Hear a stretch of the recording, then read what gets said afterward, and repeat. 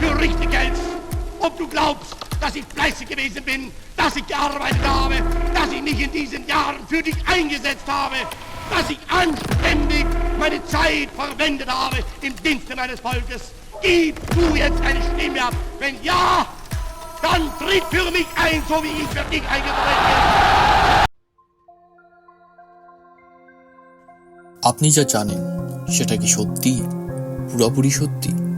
কারণ ইতিহাসে তো সবসময় বিজয়ীরা লেখে, আর আমরা সে কথাই বিশ্বাস করি। আজকে এমন একটা গল্প বলবো যেটা নাৎসিদের হবার পরপরই শুরু হয়। একটা প্রশ্ন যেটা আজও সবার মাথায় ঘুরছে, হিটলার।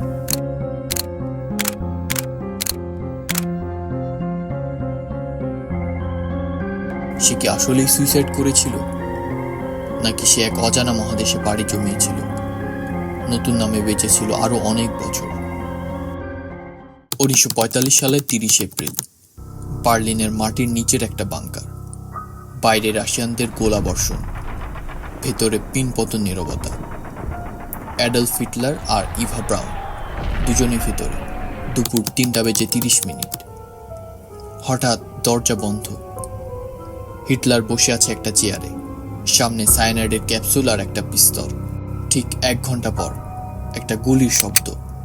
হিটলারের দেহ মাটিতে পড়ে আছে, মাথায় গুলি। ইভা ব্রাউনের মুখ নীলাভ হয়ে গিয়েছে। নাৎসি কর্মকর্তারা দ্রুত বলে দিল ফুয়েরার শেষ। এরপর লাশ দুটো পুড়িয়ে ফেলা হলো বাংকারের বাগানে। কিন্তু আসল ব্যাপারটা কি জানেন? এই মৃত্যুটা কেউ নিজের চোখে দেখেনি।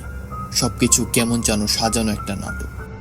সোভিয়েত সৈন্যরা হিটলারের পোড়া ছাই আর দেহাবশেষ উদ্ধার করল, কিন্তু 90-এর দশকে একটা ডিএনএ টেস্টে জানা গেল দাঁতের নমুনার সাথে নাকি মিলছে না। আর যে মাথার খুলিটা সোভিয়েতরা দেখিয়েছিল সেটা নাকি ছিল একজন মহিলা। তাহলে কি যে লাশটা পুড়িয়ে ফেলা হয়েছিল সেটা আসলে কার ছিল? আর আসল হিটলার কোথায় গেল? যুদ্ধের শেষ দিকে তৈরি করা হয়েছিল জার্টলাইন্স নামের একটা পালানোর রুট। ইউরোপ থেকে সাউথ আমেরিকা পর্যন্ত একটা সিক্রেট নেটওয়ার্ক। অনেক নাৎসি অফিসার এই পথে পালিয়ে গিয়েছিল আর্জেন্টিনা, চিলি, ব্রাজিলে, নতুন পাসপোর্ট বানিয়ে, নতুন নাম নিয়ে। আর শুধু যে অফিসাররাই পালিয়েছিল তা না, সিআইএর এক রিপোর্টে বলা হয়েছিল একজন হাই প্রোফাইল নাৎসিও এই পথ দিয়ে পালিয়েছে। আর সেই নামটা কে ছিল? Adolf Hitler. 1950-এর দশকে আর্জেন্টিনার ভিলা বাভিয়েরায় সেখানকার স্থানীয় লোকজন একজন বুড়োকে দেখল, যার চলাফেরা, চেহারা, গলার স্বর সবই অদ্ভুতভাবে হিটলারের মতো। তার নাম দেওয়া হয়েছিল হের ওলফ। হিটলারের ছদ্মনামও ছিল ওলফ। আরেকটা সিআই রিপোর্টে লেখা ছিল হিটলারের মতো দেখতে একজন মানুষ সাউথ আমেরিকায় একটা ছদ্মনাম নিয়ে বসবাস করছে। ওই রিপোর্টে তার ছবি, কথা বলার ধরন সবকিছুর সাথে হিটলারের মিল পাওয়া গিয়েছিল। এরপর 2017 সালে এফবিআইয়ের একটা ফাইল পাবলিশ হয়। সেখানে সরাসরি বলা হয়েছিল হিটলার জার্মানি থেকে পালিয়ে আর্জেন্টিনায় থাকতে পারে।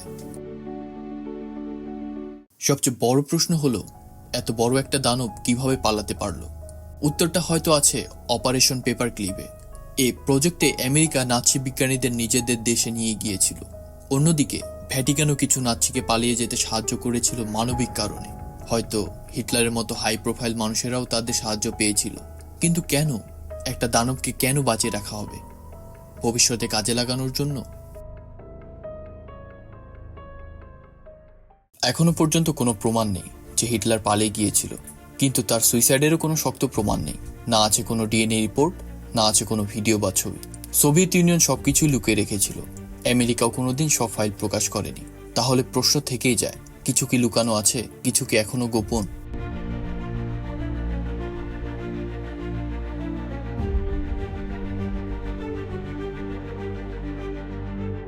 ইতিহাস মাঝে মাঝে মুখ ঢাকা দিয়ে থাকে। হিটলারের মৃত্যু নিয়ে যদি আসলেই কোনো রহস্য থাকে, তাহলে সেটা এখন পর্যন্ত একটা হারানো অধ্যায় হয়েই থাকবে।